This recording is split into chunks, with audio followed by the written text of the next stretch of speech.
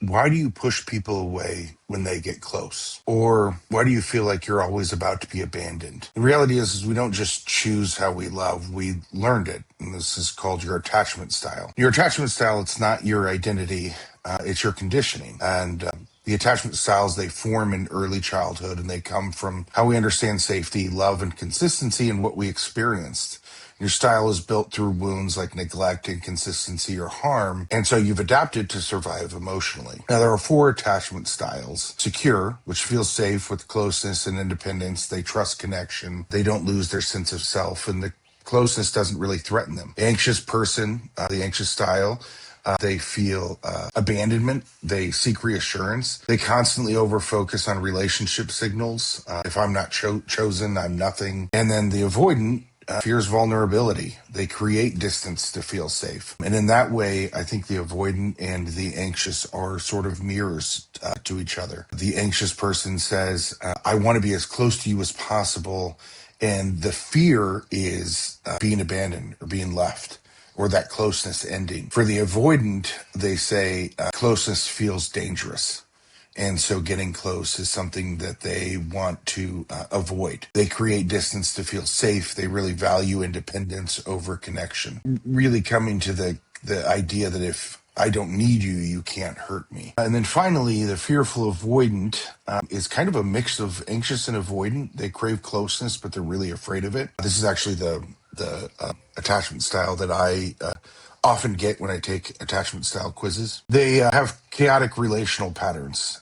Come close, no go away, this kind of push-pull element of how they act within the relationship. Now, none of these are bad. They're just coping mechanisms. They're just strategies. And so when we look at these, it's not, I'm anxious and I'm better than an avoidant. I'm avoidant, so I'm closer to secure. I mean, none of that really exists.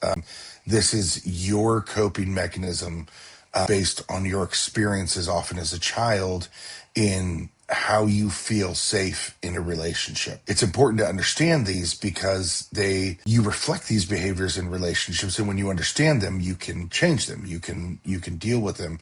And your partner can better understand you and why you're doing certain things, kind of attach an intentionality to your behavior so that it's not you're cruel because you're dismissive or you're clingy and you never give me space. You could say, oh, I understand that you have an anxious attachment style or you have an avoidant attachment style. The anxious avoidant dynamic is really interesting. Like I said, I think that they're two sides of the same coin. They're kind of mirror opposites of one another. Whereas one chases and the other withdraws, one kind of seeks closeness, the anxious person. And then when they seek closeness, the other feels threatened, so they step away, creating a cycle because that makes the anxious person chase a little harder and feel a little bit more abandoned, which makes the avoidant person step further away, and they kind of exist in this cycle. And I think the confusing thing is the avoidant person is saying, hey, I love you, or I do want to be close to you. But it's that closeness creates a lack of safety for them. And so when they say, I want to be close, the anxious person interprets that as, okay, well, I need to step in. And instead of figuring out, why each person is acting that way in the relationship and trying to adjust your behavior to meet that person and what they need. It's not that the anxious person just needs to meet the avoidant or the avoidant needs to just change for the anxious person. It's actually a mutuality that is required for connection. And so, like I said, they both want the same thing, that connection, but they fear the same thing, which is the rejection. So, in that way, I might not say that they're opposites, mirror opposites. I would say maybe that they're just mirrors reacting differently to sort of that same wound, how they decided what coping mechanisms worked for them when they were younger. And the real problem here, and it's not your partner, I think the issue isn't just a them issue.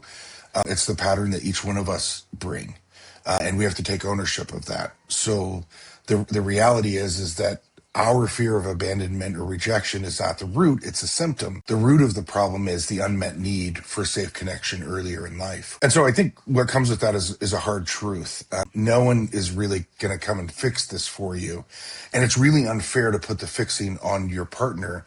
You have to take accountability, even though it came from a really painful experience or traumas that you suffered as a child, and so you want to feel victimized, you want to grieve it, and I think that that's okay, but it is still yours to fix. They kind of say hurt people hurt people.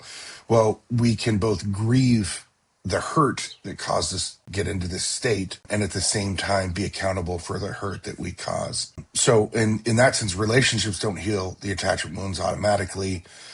Even love or it doesn't override the conditioning. The path forward really starts with learning your attachment style, which there's a ton of quizzes online. You can take the quiz on my website, under the resources page, and understand your attachment style. And that's really kind of the place that you want to start, because once you better understand yourself, you can start to create change in your life.